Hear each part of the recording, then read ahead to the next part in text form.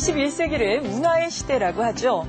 한 나라의 미술과 문화에 대한 관심은 곧 다른 상품들에게도 영향을 미쳐서 결국에는 국가의 이미지를 높이는 원동력이 된다는 겁니다.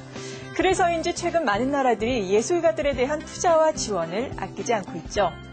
우리나라도 의식의 수준이 높아지면서 그림 한 점 사서 집에 걸어두고 감상하시는 분들 많이 늘어나고 있는데요.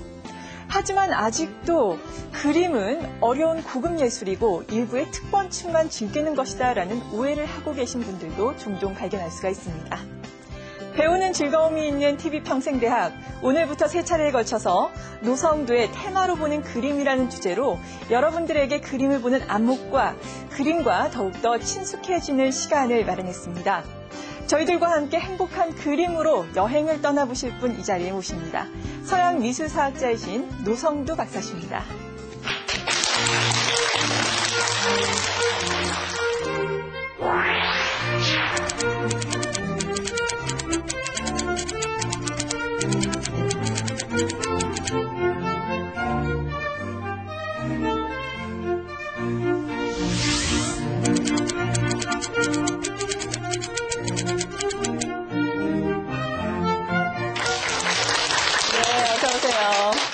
네, 박사님께서는 강의를 통해서 그리고 서적을 통해서 그림에 대해서 알려주고 계신데요.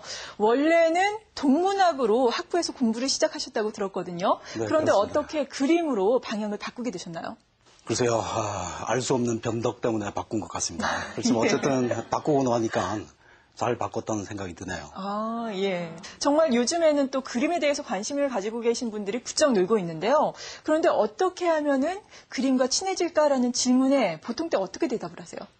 글쎄요, 뭐 미술관에 자주 가라, 또는 그림책을 많이 사서 봐라 이런 이야기들을 하는데, 어쨌든 뭐 우리한테 익숙한 작품들이라도 이렇게 자세히 좀 들여다보고 차 한잔 마시면서 마음의 여유를 가지고 어떤 애정 어린 눈으로 보면 그림과 좀 친해지지 않을까 하는 생각이 드네요. 네, 정말 많이 보는 것에서부터 시작을 해야 되지 않을까 싶습니다.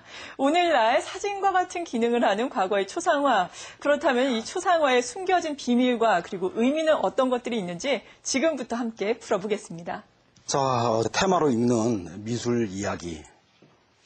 우리가 어떤 작품을 볼 때 저게 뭐냐, 또는 어떻게 저게 완성이 됐을까, 이런 여러 가지 궁금증을 갖는데요. 테마라는 것은 무엇에 관한 이야기입니다. 그러니까 미술을 몇 단계로 나누자면 아마도 첫 발걸음에 해당하지 않을까 하는 생각이 드네요. 자, 우선 초상화를 다루게 될 텐데요. 초상화는 사람 얼굴이지 않습니까? 그죠? 사람의 얼굴 상반신. 글쎄요, 어린아이, 노인, 귀족, 승려, 다양한 신분의 사람들의 얼굴들이 미술의 역사에 등장할 텐데, 우리가 다 모르는 사람들입니다. 거기에 만나본 사람들이 거의 없어요. 엉뚱한 남의 할아버지, 남의 할머니, 남의 조상 얼굴들인데, 이런 데 대해서 사실 이제 그렇게 미술사에서는 큰 관심을 갖지 않습니다. 그래서 그런지 연구도 아직은 그렇게 활발하지 않다, 그렇게 말씀드리고 싶네요. 네, 그렇지만 우리가 몇몇 사례들을 짚어보면서 초상화가 어떤 식으로 전개됐는지, 또는 그 초상화를 그리는 화가들이 당면했던 문제들, 그리고 그 문제를 해결하기 위해서 어떤 노력을 기울였는지, 어떤 사례들을 살펴볼까 합니다. 네, 이쁘죠, 그죠? 네, 사랑스러운 얼굴이고요. 화가의 딸입니다. 여러분, 루벤스라는 플랑드르 화가 이름 들어보셨으리라고 생각합니다. 루벤스의 이제 딸내미인데요. 클라라 루벤스. 7살, 8살, 볼이 빨갛고, 얼굴에 그 생기가 넘치는 어린아이인데, 안타깝게도 이제 요절했죠. 그렇지만 이제 죽기 전에 아빠 앞에서 모델을 섰습니다. 자, 우리가 이제 초상화라고 그러면 예전에는 대부분 주문을 받고 미리 이제 선수금을 받아야 됩니다. 그죠? 받고 그 다음에 재료도 사서 그림을 그립니다.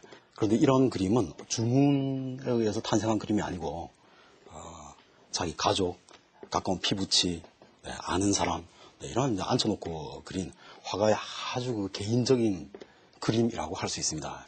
그래서 그런지 어떤 그런 생동감 넘치는 눈빛, 표정, 네, 이런 것들이 손에 잡힐 듯이 느껴지는 것 같아요. 네, 우리가 이 색채를 가만히 살펴보더라도 눈가에서 살색, 뽀얀 피부색서부터 푸르스름한 연두색에 이르기까지 굉장히 많은 그 색채 스펙트럼들이 펼쳐지는 것을 볼 수 있는데, 이런 가까이서 보면 이제 이게 도대체 어떻게 해서 이런 표정들이 만들어졌는지 우리가 그래서 거의 추적하기가 거의 불가능할 정도로 대단히 대담하고도 섬세한 그런 붓질을 보여주고 있습니다. 그래서 루벤스의 작품들이 약간 그런 것 같아요. 초상화가 어떤 기계적인 정교한 사실적인 재현이라기보다는 감성, 어떤 내면적인 심성을 바깥으로 이제 드러내 보이는, 마치 그 핏기가 피부 안에서부터 피어오른 것처럼 그렇게 보이지 않습니까? 머리카락도 마치 이 붓질을 빛처럼 사용해서 쓸어 넘긴 것 같은 그런 느낌입니다.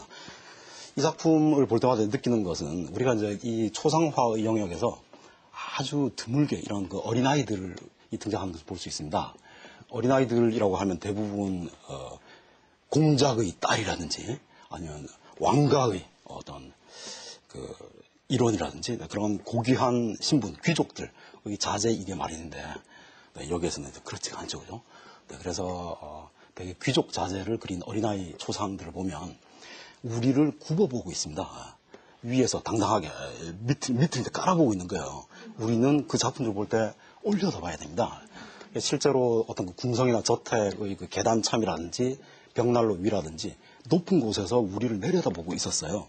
지금은 이제 다 미술관에 들어가서 뭐 나란히 걸려있긴 하지만, 그러나 이 작품은 다릅니다. 이 작품은 우리를 내려보고 있습니까? 아니면 마주보거나 올려보고 있습니까? 올려보고 있죠, 그죠? 아, 그렇습니다.